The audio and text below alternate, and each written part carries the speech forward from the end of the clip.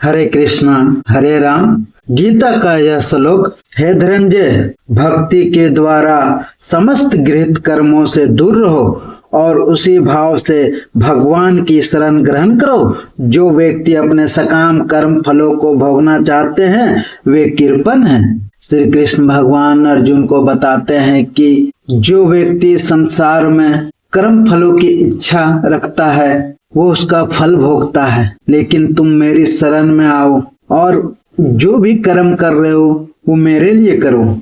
जो व्यक्ति भगवान के दास के रूप में स्वरूप को समझ लेता है वह कृष्ण भावनामृत में स्थित रहने के अतिरिक्त सारे कर्मों को छोड़ देता है। जीव के लिए ऐसी भक्ति कर्म का सही मार्ग है। केवल कृपण से अपने सकाम कर्मों का फल भोगना चाहते हैं, किंतु इससे वे भाव बंधन में और अधिक फंसते जाते हैं। कृष्ण भावनामृत के अतिरिक्त जितने भी कर्म संपन्न किए जाते हैं वे गृहीत हैं उसके, क्योंकि इससे कर्ता जन्म मृत्यु के चक्कर में लगातार फंसा रहता है। अतः कभी इसकी आकांक्षा नहीं करनी चाहिए कि मैं कर्म का कारण बनूं।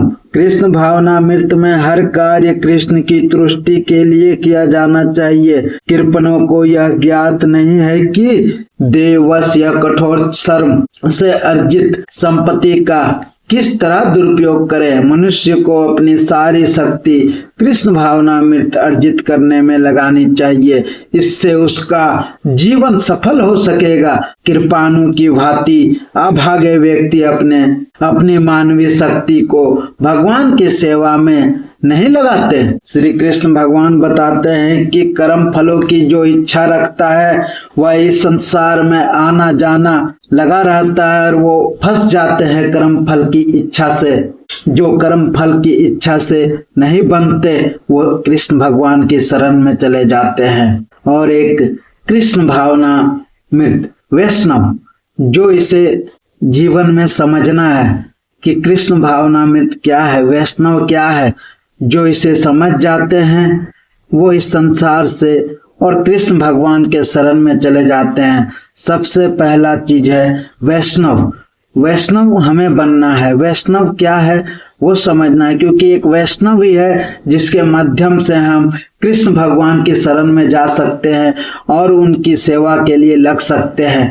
कृष्ण भावनामृत में वैष्णव में सबसे पहले मंत्र जो है उस मंत्र का जाप करते रहना होना चाहिए, और वो मंत्र ही कृष्ण भावनामृत में अपनी ओर खींचे चले जाते हैं भक्ति की ओर और कृष्ण भगवान की शरण में। हरे कृष्णा हरे राम।